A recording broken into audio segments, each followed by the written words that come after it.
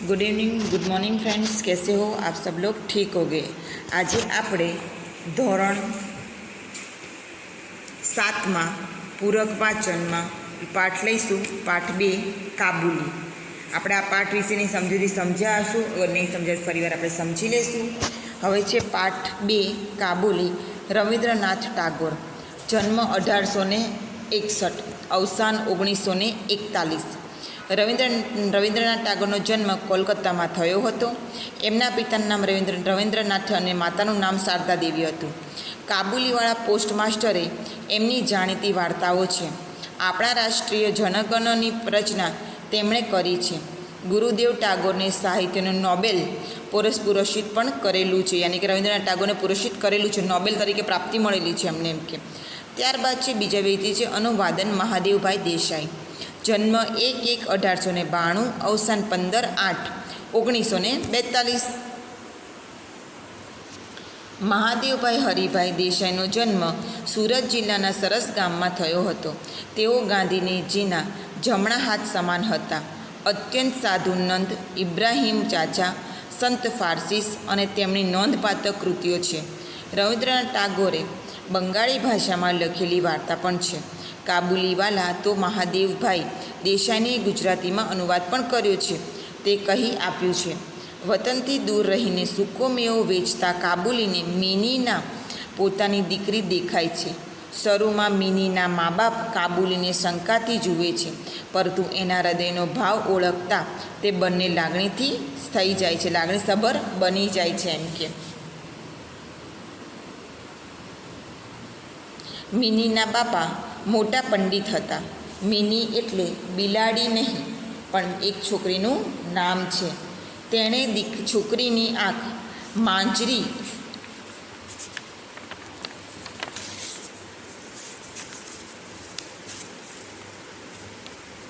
કહી, યાની કે તેની આંખ માંજરી હતી, એટલે તેની ફોઈએ તેનું નામ મિની પાડ્યું હતું। મિનીના બાપા મોટા પંડિત હોવાથી મોટા મોટા પોથા ઉઠામે છે, મોટા મોટા તોથા લખે છે। આખો દહાડો એમાંથી પરવારે જ ન મળે એમ કે, પરવાર યાની કે નવરા જ ન પડે એમ કે, ફ્રી ન પડતા મિનીના બાપા એમ કે। મિનીના બાપા મોટા પંડિત હોવાથી મોટા મોટા પોથા ઉઠામે, મોટા મોટા થોથા લખે અને આખો દહાડો એમાંથી પરવાર જ ન મળે। સાંજ થાય એટલે મિની એની બાને કહે, બા એક વાર્તા કહો ને। શું કહે છે? બા એક વાર્તા મને કહો ને।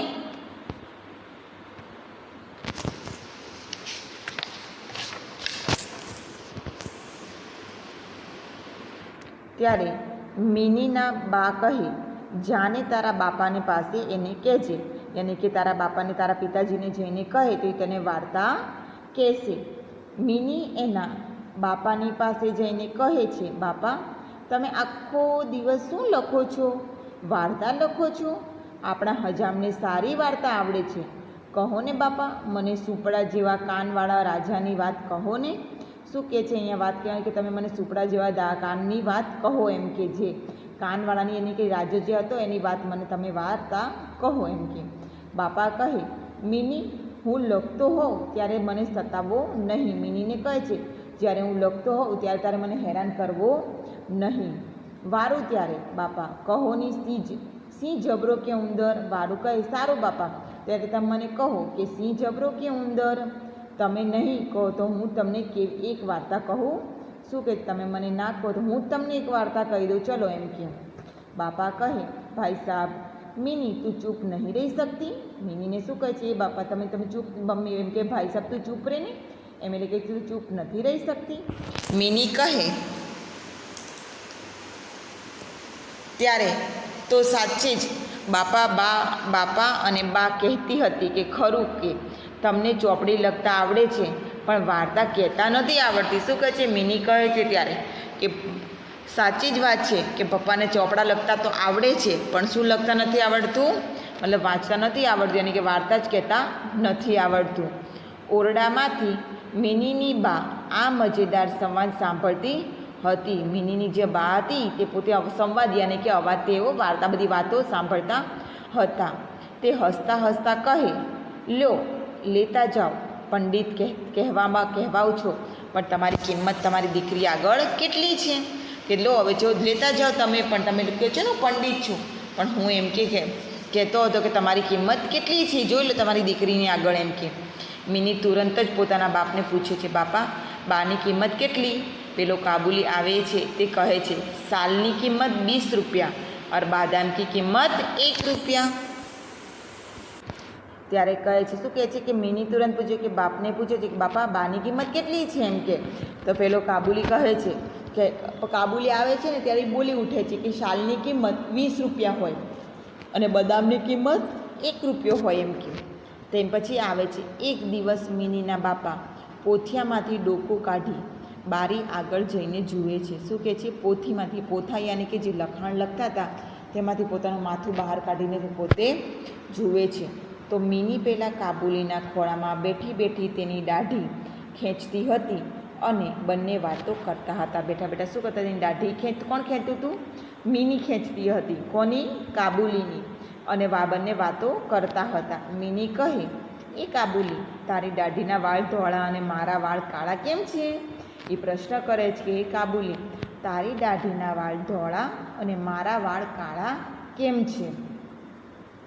काबुली कहे, मिनी मैं बूढ़ा हो गया और तुम बच्ची है.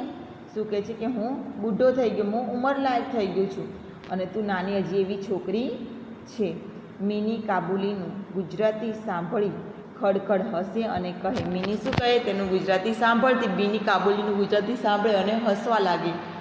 પણ કાબુલી, તારા થોડા વાળ ધોળા કેમ અને થોડા વાળ કાળા કેમ છે? બધા જ પ્રશ્નો કરતી એમ કે. નાની એવી છોકરી હતી પણ ઘણું બધી વાતો કરતી એમ. તું થોડો બુઢો અને થોડો બચ્ચા જેવો છે. શું કહે છે? એટલે શું કહે છે, જ્યારે કાબુલે કીધું ને કે તું બચ્ચી છે એટલે તારા વાળ કાળા છે અને હું બુઢો છું એટલે મારા વાળ ધોળા છે. ત્યારે કાબુલીના વાળ ધોળા અને કાળા બંને હતા. એટલે કહે છે કે તું અડધો થોડો ઘણો છે, એ થોડો બુઢો લાગે છે અને થોડો બચ્ચા જેવો લાગે છે. બંને ખડખડ હસે છે.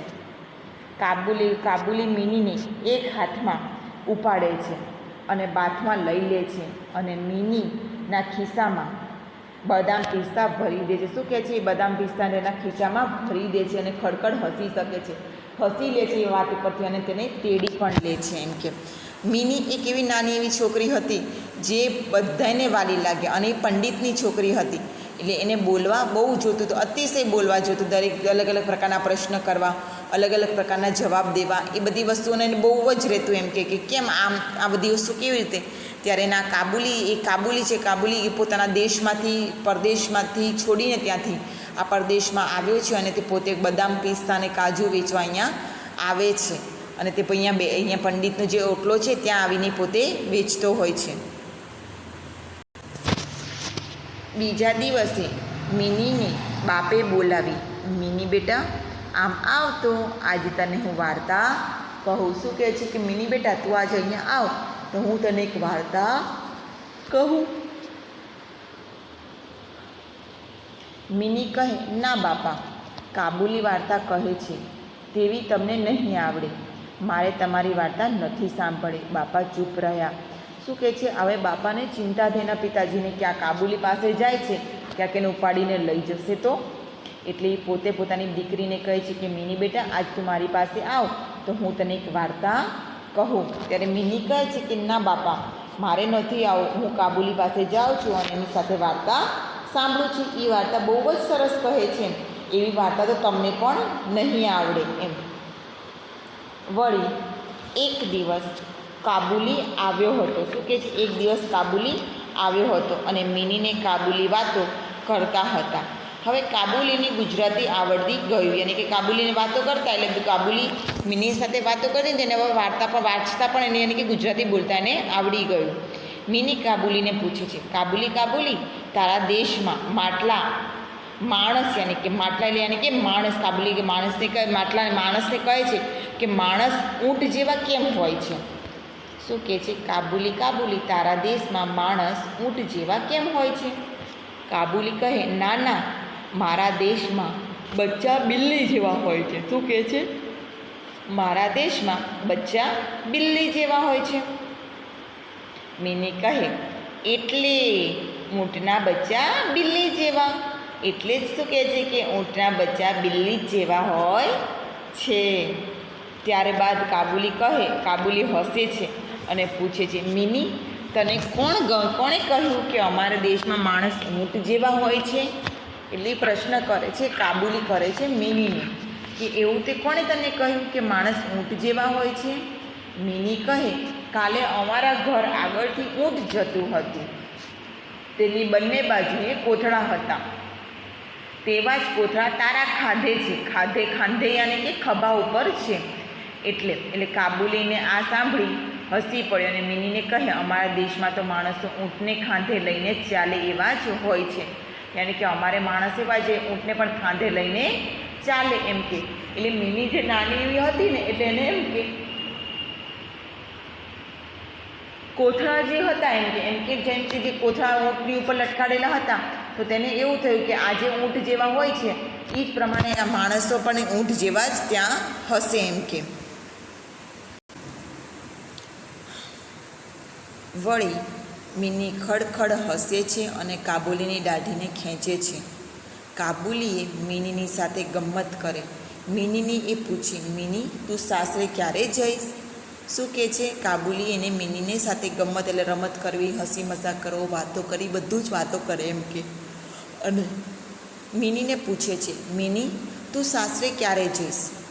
મિનીના મનમાં કે સાસરું નામનું કોઈ ગામ હશે એમ કે.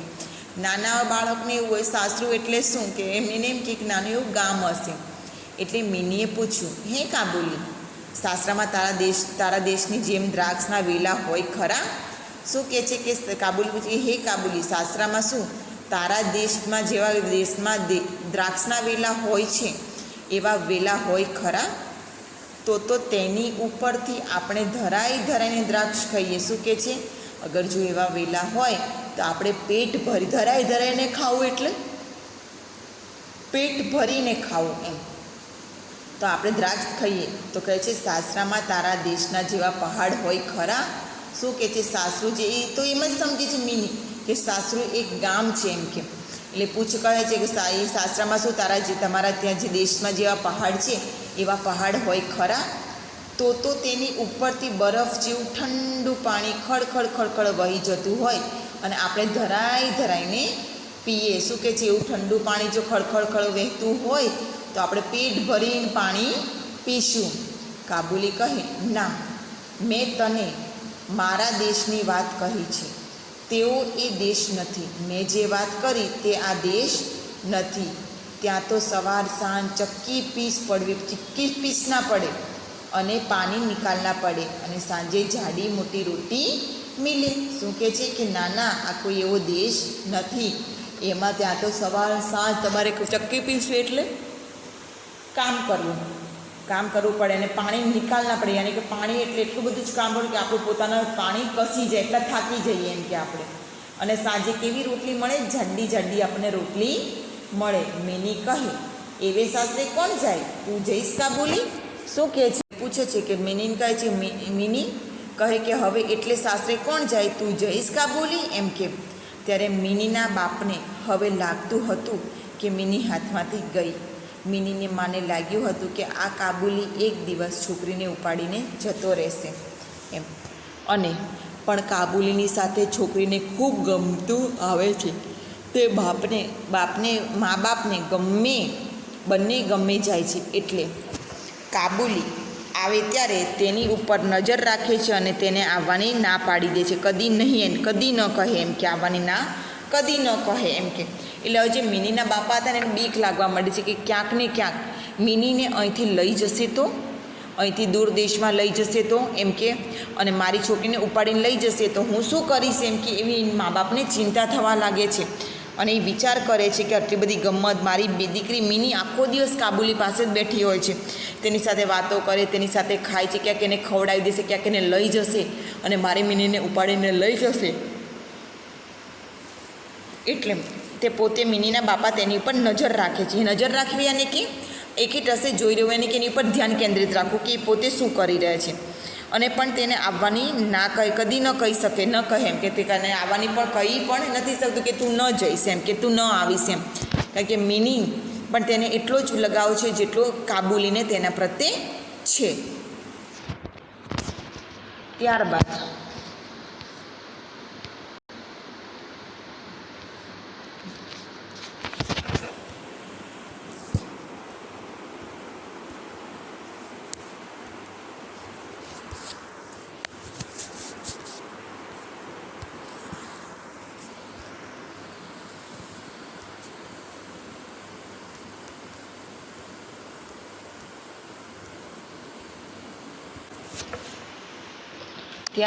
પણ મિનીને કાબુલી લઈ જાય તે પહેલાં એક દિવસ તેના ઘર પાસેથી સિપાઈ કાબુલીને લઈ જતા હતા. ત્યારે જ્યારે આ વસ્તુ વિચાર આવ્યો ત્યારે મિની કાબુલીને લઈ જશે એમ ત્યારે એક દિવસ મિની યાની કે મિનીના જે ઘર પાસે જે કાબુલી બેસતો તેને સિપાઈ લઈ જતા હતા. મિનીને તે જોઈને બૂમ પાડી. મિનીએ તે જોઈને બૂમ પાડી, કાબુલી કાબુલી આવ આવ. કાબુલીને હસીને હાથ ઊંચા કરીને કહ્યું, હાથકડી બંધાવી અને કહ્યું, ના મિની, હું સાસરે જઉં છું. શું કહે છે કે નાના મિની, હું સાસરે જઉં છું. મિનીએ બાપાને પૂછ્યું, કાબુલીને સાસરે કેમ લઈ જાય છે એને? એ પ્રશ્ન કરે છે કે તું સાસાને એને સાસરે કેમ લઈ જાય છે એમ કે ત્યારે મિનીના બાપે કહ્યું, કાબુલીએ કોઈને છરી મારી એટલે સિપાઈ એને પકડીને લઈ જાય છે. શું કહે છે કે કાબુલીએ કોઈને છરી મારી દીધી છે એટલે તેને સિપાઈ પકડીને લઈ જાય છે. મિની કહે, ના બાપા, કાબુલી કોઈને છરી મારે નહીં. સિપાઈ એને ક્યાંક લઈ જશે અને ત્યાં તે સિપાઈને છરી મારશે તો એને સિપાઈ છરી મારી દેશે એમ કહે છે. બીજાની કાબુલી ન મારી શકે પણ તે મારી શકે છે. બાપા કહે, ના, છરી નહીં મારે, પણ ઘંટીએ દળાવશે, પાણી કઢાવડાવશે, ખૂબ કામ કરાવશે અને જાડી રોટલી આપશે. ત્યારે મિની કહે, હે બાપા, એવું તો સાસરામાં હોય છે એમ કાબુલી કહેતો અને સિપાઈ સાસરે લઈ ગયા. અને સિપાઈઓ ક્યાં લઈ ગયા? અને સાસરે એટલે બાળકના મનમાં સાસરે, અને આપણે જઈએ તો પોલીસ સ્ટેશને આપણે એને લઈ જઈએ એમ. એક વાત ને મિનીના બાપા અને મા ખડખડ હસ્યા. ના બેન ના, એને કેદમાં લઈ ગયા, જેલમાં લઈ ગયા છે. તેને સાચી હકીકત કીધી કે ના બેટા, એને સાસરે નહીં પણ એને જેલમાં લઈ ગયા છે એમ કે. એ વાતને 7 વર્ષ થઈ ગયા. મિનીના લગ્ન લેવાયા. આંગણામાં મોટા મોટા મંડપો બંધાયા. ચોકમાં મોતી સાથિયા પુરાયા હતા. ગામમાંથી સારા ઢોલિયો અને શરણાઈ વાદક આવ્યા. તેઓ મધુરી શણગારી વગાડી રહ્યા હતા. મિની ઘર છોડીને સાસરે જવાની હતી એટલે એના બાપના દિલનું દુઃખ માતું ન હતી. હવે કેટલા વર્ષ થઈ ગયા? 7 વર્ષ સુધી કાબુલી આવ્યો જ નહોતો મિનીને મળવા, અને ત્યાં સુધીમાં મિની યુવાન બની ગઈ હતી અને કે તે લગ્ન વ્યવસ્થામાં આવી ગઈ હતી. તેના લગ્ન થવાના હતા. આંગણે મંડપ બંધાયો હતો. ચોકમાં મોતિયા યાની કે ચોકમાં સાથિયા પુરાવ્યા હતા. ગામમાં સાર ઢોલીલાઓ શરણાઈવાળા આવ્યા હતા અને મધુર શરણાઈ વગાડી રહ્યા હતા. મિની ઘર છોડીને સાસરે જવાની હતી તેથી તેના પિતાને ખૂબ જ દુઃખ લાગ્યું હતું. એમ કે મિની હવે જતી રહેશે. તેવામાં મેલા ગેલા કપડાવાળો ઊંચો પહાડ જેવો લાગતો પણ ગાલ ઉપર કપાળ પર કરચલી પડેલો એક માણસ દરવાજો ઉઘાડી અંદર આવ્યો. મિનીના બાપ એને તરત તો ન ઓળખી શક્યા, પણ જરા ધારીને જોતાં જણાવ્યું કે એ તો પેલો કાબુલી હતો. મિનીના બાપને થયું કે આને મંગળ દહાડે પણ આ ખૂનીનું મોં ક્યાંથી મેં જોયું. પણ પેલાએ તો પૂછ્યું, મિની ક્યાં છે? શું પૂછ્યું? મિની ક્યાં છે? મિનીના બાપે ઝટ જવાબ દીધો, મિની અહીં નથી. શું કહે છે? મિની અહીંયા નથી. તમે બીજા કોઈ વાર આવજો, યાની કે બીજા કોઈ દિવસે તમે આવજો. આ સાંભળ્યું કાબુલીનું મોં પડી ગયું. ઉદાસ થઈને તે બહાર નીકળ્યો. મિનીના બાપને આગલા દિવસો યાદ આવ્યા. કાબુલીને પાછો બોલાવવાનું તેને મન થયું. ત્યાં તો કાબુલી જ પાછો આવ્યો. ખિસ્સામાંથી એક પડીકું કાઢ્યું. બદામ, પિસ્તા અને દ્રાક્ષને બિચારો કોઈ બીજા કાબુલી પાસેથી માંગી લાવ્યો હતો. તેના મનમાં કે મિની તો 10 વર્ષ ઉપરની હતી, એવડી જ હશે ને, એમ કે 10 વર્ષ જેવડી જ હશે એમ કે. તેની આંખમાં પાણી આવ્યા અને તેને કહ્યું, વારું સાહેબ, મિની ન હોય તો મિનીને આટલા બદામ, પિસ્તા અને દ્રાક્ષ તો આપજો ને એમ કે. શું કહે છે? તમે એને આટલી વસ્તુ આપી દેજો. ત્યારે મિનીના બાપને દયા આવી. કાબુલી જેલમાંથી છૂટીને આવ્યો છે, એને બિચારાને પૈસાની જરૂર હશે એમ માનીને પેલું પડીકું લઈ પૈસા આપતા કાઢ્યા. કાબુલીની આંખમાં આંસુની ધારા વહી. ઘડીક પછી શાંત થઈ. તેણે કહ્યું, માફ કરો સાહેબ, પૈસા માટે હું નથી આવ્યો. દેશમાં તમારી મિની જેવી જ મને દીકરી છે. શું કહે છે? મારી પાસે પણ મિની જેવી એક દીકરી છે. શું કહે છે? મારા ઘરે પણ મિની જેવી એક દીકરી છે. દીકરીને જોઈને હું મારી દીકરીને જોતો હોઉં એમ મને હરખાઉં છું. યાની કે હું જ્યારે મિનીને જોતો ત્યારે હું હરખાઈ જતો કે આ મારી દીકરી જ છે, એવી મને મારી દીકરી લાગતી. એમ કહીને પોતાના ચોરક ખિસ્સામાંથી એક કરચલીવાળું પડેલો કાગળ કાઢ્યો ને મેં જમીન પર મૂકીને તેની ગળી ઉકેલી અને મિનીના બાપ આગળ ધર્યો. યાની કે કરચલી યાની કે ચોળાઈ ગયેલો જે કાગળ હતો તેને ખોલ્યો અને તે પોતે વ્યવસ્થિત કરીને તેને આપ્યો. કોને આપ્યો? તો મિનીના બાપના હાથમાં આપ્યો અને કહે છે કે મારી પણ એક દીકરી છે જે પરદેશમાં રહે છે. એમ કે કાગળ ઉપર કાબુલીની દીકરીના કુમળી આંગળીઓવાળા હાથની શાહીને રંગીને પાડેલી છાપ હતી. મિનીને બાપ આ જોઈ સડક થઈ ગયો એટલે સ્તંભ બની ગયો. પોતે મોટો પંડિત હતો તે ભૂલી ગયો. મોટો પૈસાદાર મહેલમાં રહેનાર લોકો તે ભૂલી ગયો અને મનમાં થયું, આ એ મારા જેવો એક બાપ જ છે. યાની કે એ વ્યક્તિ કહે છે કે ગમે તેવું હોય પણ એ પોતે પણ મારા જેવો એક બાપ જ છે જે પોતાની છોકરીના આંગળીઓના જે છાપ છે, કુમળી શાહીથી ભરેલી પાડેલી છાપ તે હાજબીના ખીચામાં રાખી છે. તરત મિનીને એના બાપે બોલાવી. પીઠી ચોળેલી ઘરેણા પહેરેલી મોટી ઊંચી થયેલી મિનીને કાબુલીની આગળ કેમ લવાય? ઘરમાં બૈરાઓએ ના પાડી પણ એના બાપ અને ખેંચી લાવ્યો અને બાપે શું કર્યું? મિનીને ત્યાંથી લઈને આવ્યો અને તેણે કહ્યું, મિની ઓળખે છે તને કિશમિશ અને બદામ ખવડાવનાર કાબુલીને? હા, કાબુલી કાકા ને પગે લાગ અને આશીર્વાદ મેળવ. શું કહે છે? કાબુલીને તું પગે લાગ અને એના આશીર્વાદ મેળવ. કાબુલી, તું આટલી મોટી મિનીને જોઈને આભો જ બની ગયો. આભો યાની કે વિચાર જ કરવા લાગ્યો કે આટલી નાની એવી મિની આજે કેટલી મોટી થઈ ગઈ છે.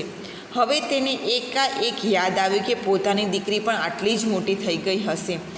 એના મનમાં અનેક લાગણીઓ આવી ગઈ અને કહ્યું, જેમ તેમ શાંતિથી બોલ્યો, મિની સાસરે જાય છે, બેટા સુખી થજે.